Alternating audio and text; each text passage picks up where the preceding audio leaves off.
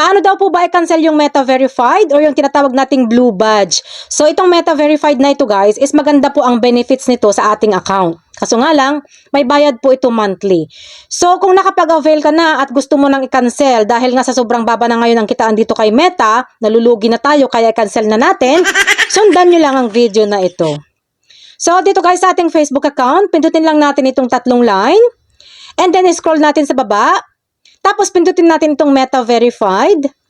And then pindutin natin itong Manage Subscription. Tapos dito guys, makikita na natin itong Cancel Subscription. Pindutin natin. So dito guys, pumili na kayo ng reason nyo kung bakit nyo gustong i-cancel. So for example, ilagay lang natin itong Others. And then dito guys, makikita mo na ito kung hanggang kailan na lang yung Meta Verified mo.